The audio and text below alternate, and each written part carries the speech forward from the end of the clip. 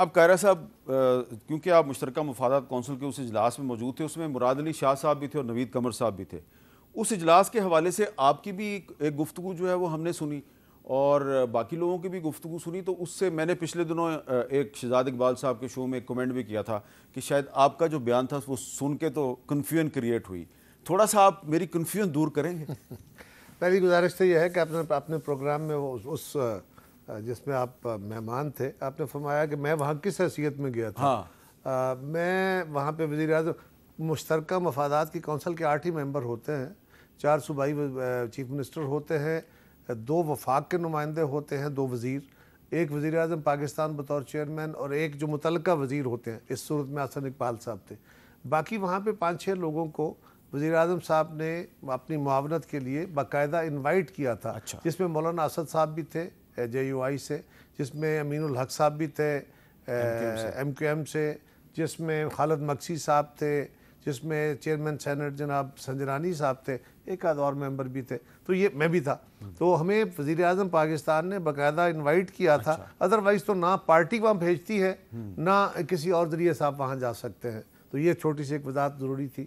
دوسری گزارش یہ ہے کہ وہاں یہ بات ہوئی، وہاں جب یہ رزلٹ، اور یہ بات مراد علی شاہ صاحب نے بھی ٹیلی ویژن پہ بھی کہی ہے کہ جب ہمارا پہلے رزلٹ آئے تھے ابتدائی، تو اس وقت بڑا باحثہ تھا، آپ لوگوں نے بھی پروگرام کیے میڈیا میں، ہم بھی اس کا جواب دیتے رہے کہ ہمیں نہیں لگتا، اور میں باقاعدہ کہتا رہا کہ الیکشن لیٹ نہیں ہوں گے، ٹائم پہ ہو جائیں گے، ماسوائے ایک رستہ ہو سکتا ہے کہ مردم شماری جاری ہے، اگر مردم شماری ہو کے نوٹیفائی ہو جاتی ہے تو پھر ایک پرابلم آ سکتا ہے. اور یہ ایک بائی چانس ایسا ہوا کہ نارملی مردم شماری پہلے ہو جاتی ہے، یہ بھی شیڈول ایسے ہی تھا کہ یہ پہلے مردم شماری ہو جائے گی، حلقہ بندیاں ہو جائیں گی، ان دا مین ٹائم اسمبلی کی مدت پوری ہوگی اور الیکشن میں چلے جائیں گے. لیکن ایسے ہی بائی چانس ایسا ہو گیا کہ یہ دونوں کام ایک وقت میں آگے قریب آ کے ہوئے کہ اس وقت مردم شماری کا کام مکمل ہوا کیونکہ صوبوں نے اس پہ اعتراض کر رکھے تھے اور وہ اسی وجہ سے ڈیلے ہوا. لیکن وہاں جو اندر گفتگو ہوئی وہ یہ تھی کہ جب رزلٹ سامنے آیا فائنل، تو مراد علی شاہ صاحب نے بلکہ کہا، انہوں نے کہا جی میں نے یہاں حساب لگا کے دیکھا ہے، ہمارا خیال یہ تھا کہ ہم کہہ رہے تھے کہ جو تعداد قومی اسمبلی کی سیٹوں کی صوبوں کے حوالے سے آئین میں درج ہے، اگر صوبوں کے اندر کوئی تناسب بدلنا ہے، یعنی کسی صوبے کی سیٹ کم ہو کے کسی صوبے کی سیٹ بڑھنی ہے، تو پھر آپ کو آئینی امینڈمنٹ کرنی پڑے گی کیونکہ آپ کو یہ نمبر آئین میں تو یہ اب اس کی ضرورت نہیں پڑے گی کیونکہ سیٹیں آگے پیچھے صوبوں میں نہیں ہونی. اس لیے یہ کسی آئینی ترمیم کی ضرورت نہیں ہوگی مردم شماری کے بعد. لیکن حلقہ بندیوں کے لیے کسی ترمیم کی ضرورت نہیں ہے. اور حلقہ بندیاں تو ایک ضروری عمل ہے. صرف یہ نہیں ہے کہ صوبوں میں سیٹیں مجھے احمد بلال صاحب اتھارٹی ہیں اپنے کام پہ، لیکن صوبوں کے درمیان سیٹیں تقسیم ہونا قومی اسمبلی کی ایک ایشو ہے. اربن رورل ڈیوائیڈ ایک بڑا سیریس ایشو ہے ہمارے ہاں.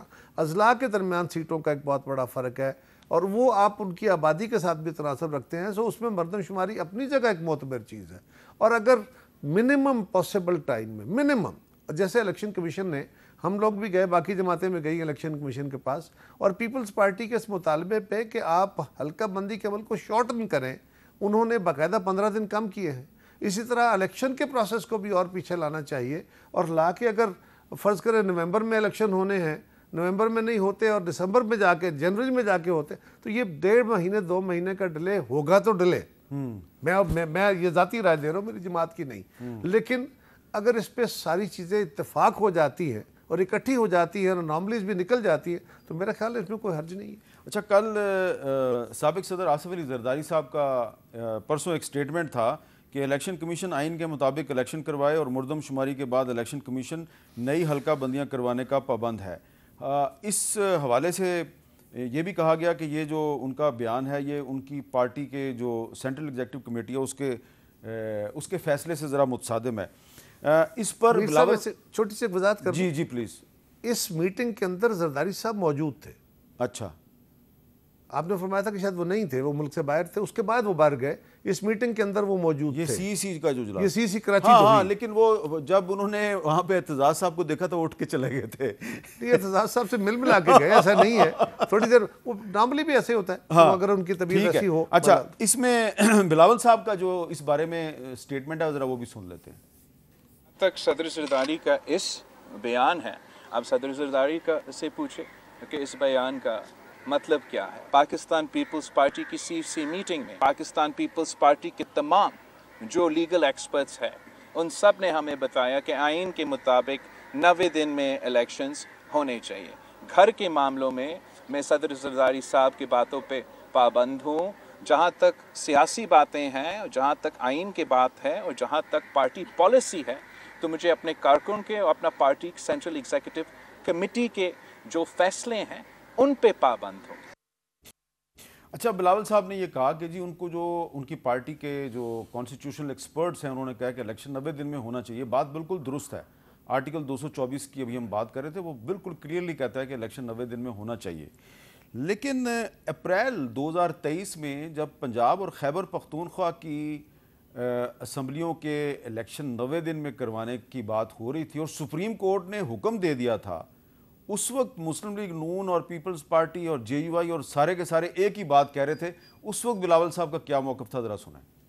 जो 90 दिन के आर में ज़बरदस्ती पंजाब का इलेक्शंस पहले करवाना का साजिश है, उसके ख़िलाफ़ पाकिस्तान पीपल्स पार्टी ने अपना जो मौक़िफ़ है वो कौम के सामने रखा है कि हम कल भी 1 यूनिट के ख़िलाफ़ थे और हम आज भी 1 यूनिट के ख़िलाफ़ हैं। कायरा साहब इसकी थोड़ी सी वजाहत करेंगे कि अप्रैल 2023 में भी आर्टिकल 224 कह रहा था इलेक्शन 90 दिन में कराओ, और आज सितंबर 2023 में भी आर्टिकल 224 कहता है इलेक्शन 90 दिन में कराओ, लेकिन पीपल्स पार्टी का मौक़िफ़ उस वक्त और था, अब और है। अमीर साहब, उसमें सिर्फ इतनी गुजारिश है, 2023 में जब पंजाब असम्बली डिज़ोल्व की गई, वहाँ पे इख्तियार चीफ मिनिस्टर का असम्बलियाँ डिज़ोल्व करने का है, और आपको पता है कि पाकिस्तान के अंदर असम्बलियाँ डिज़ोल्व की गई और बहाल कर दी गई। कई असम्बलियाँ, बलूचिस्तान, खैबर पख्तूनख्वा, पंजाब की असम्बली हुई, फेडरल असम्बली हुई, क्योंकि उसकी जस्टिफाइड रीजंस नहीं थी। और आपको ये भी इल्म है कि पंजाब असम्बली तोड़ने से पहले भी चौधरी परवेज़ इलाही साहब जो उस वक्त चीफ मिनिस्टर थे वो कह रहे थे कि असम्बली नहीं तोड़नी चाहिए, और असम्बली तोड़ने के बाद भी उन्होंने कहा कि ये गलत फैसला था, मैं कहता रहा ना तोड़े। सो एक बात तो ये है कि बोनाफाइड ही नहीं थी, जिसने ये फैसला करना था वो खुद कह रहा था कि नहीं थी। दूसरी बात यह है कि उस असम्बली को तोड़ने के बाद पाकिस्तान में ये पहली दफ़ा हो रहा था कि एक इलेक्शन की तरफ आप जा रहे थे, और एक बड़े सूबे का इलेक्शन अगर हो जाता तो उसके अपने पॉलिटिकल मुज़मरात थे जो आप भी कह रहे थे और हम सारे लोग इस बात पे मुत्तफिक थे। तीसरा ये था कि पार्लियामान के अंदर मौजूद तमाम जमातें, माँ सिवाय इवन जमात इस्लामी, बाकी तमाम हुक्मरान जमातें और सिवाय PTI के पाकिस्तान की सारी जमातें कह रही थी कि ये इस वक्त इलेक्शन दुरुस्त नहीं है, एक वक्त में इलेक्शन होना चाहिए। चौथी गुजारिश ये है कि उस पे पार्लियामान ने रेजोल्यूशन किए, अदालतें लगी, अदालतें टूटी, बेंच लगे, बेंच टूटे, डिवीजन हुई, और उस पर एक तनाज़ा खड़ा हुआ था। बेसिकली उस तनाज़े में इलेक्शन कराना हमारी दानिश में बदनीति भी थी, बोनाफाइडी भी नहीं थी, और पाकिस्तान के लिए नुकसान भी था। वो वजह थी। अब वहाँ पे मिड टर्म इलेक्शन थे, यहाँ असम्बली अपनी मुद्दत पूरी कर चुकी है, अब मजीद आगे जाने की कोई गुंजाइश है नहीं। सो इन दोनों के तनाजुर में इतना फ़र्क है। बिल्कुल ठीक है। अच्छा, खुर्रम साहब, आप ये बताएं कि ये जो हमने बिलावल साहब के बहुत से बयानात डिस्कस किए हैं, तो वो कह रहे हैं जी कि मेरे जो इत्तेहादी हैं वो इलेक्शन से भाग रहे हैं, हम नहीं भागते। इस वक्त हम देख रहे हैं कि पीपल्स पार्टी और मुस्लिम लीग नून की जो एक तरह से खुल्लम खुल्ला एक लड़ाई शुरू हो चुकी है, सियासी लड़ाई कह लें, इंतखाबी लड़ाई कह लें, आपके ख्याल में इसका फ़ायदा किसको होगा? सब सियासी जमातों के आपस में इख्तलाफात होते हैं, लेकिन ये जो 16 माह की हुकूमत थी शहबाज शरीफ साहब की क़यादत में, उसमें 15 जमातें इकट्ठी बैठी थी और 15 जमातों ने मिलकर ये एक हुकूमत चलाई है। तो लिहाजा जब तक तो हुकूमत मौजूद थी उस वक्त तक तो काबीना के अंदर शहबाज शरीफ साहब को तमाम जो 15 जमातें हैं उनकी बहुत अच्छी हिमायत हासिल रही, उनकी पूरा एतमाद हासिल रहा। बड़ी बड़ी लंबी तवील बहसें भी हुई हैं मुख्तलिफ इशूज पर, मुख्तलिफ मामलात पर, लेकिन उसके बावजूद जो है वो हमने बड़े एहसन तरीके से हुकूमत चलाई। अब उसके बाद जाहिर है अब सब लोग इंतखाबात में जा रहे हैं और इंतखाबात के लिए मुख्तलिफ राय का इजहार होगा, लेकिन उस हुकूमत के दौरान कोई इख्तलाफ नहीं था اور وہ بہت احسن طریقے سے بڑے ایک مثبت طریقے سے حکومت چلی.